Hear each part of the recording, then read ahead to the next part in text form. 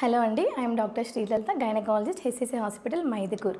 ఇవాళ మనము ప్రెగ్నెన్సీలో కోల్డ్ కాఫ్ రాకుండా ప్రివెంట్ చేయాలన్నా, మైల్డ్ సిమ్టమ్స్ ఉన్నా కానీ ట్యాబ్లెట్స్ ఏమీ యూస్ చేయకుండా హోమ్ రెమెడీస్ ఏది యూస్ చేయాలి అనే దాని గురించి డిస్కస్ చేద్దాం.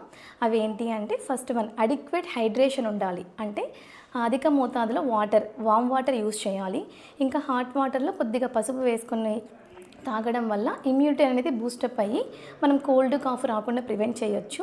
సో ఇవే కాకుండా వామ్ వాటర్లో కొద్దిగా తేనె యాడ్ చేయడం వల్ల సూతనింగ్ ఎఫెక్ట్ ఉంటుంది. ఇంకా లెమన్, గార్లిక్ ఇలాంటివి యాడ్ చేయడం వల్ల ఇమ్యూనిటీ అనేది బూస్టప్ అవుతుంది. ఇదే కాకుండా కాస్త వామ్ వాటర్లో తులసి యాడ్ చేసి కూడా తీసుకోవచ్చు. ఇంకా సూప్స్ యాడ్ చేసుకోవచ్చు.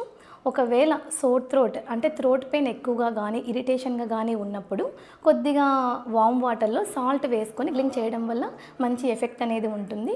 ఇంకా కాఫ్ ఎక్కువ ఉన్న వాళ్ళకి కానీ, ముక్కు దిబ్బడ ఎక్కువ ఉన్న వాళ్ళకి కానీ కొద్దిగా స్టీమ్ ఇన్హలేషన్ అంటే వామ్ వాటర్లో కొద్దిగా యూకలిప్టస్ ఆయిల్ అనేది యాడ్ చేసుకొని ఆవిరి మంచిగా పట్టుకోవడం వల్ల మంచి రిజల్ట్ అనేది ఉంటుంది.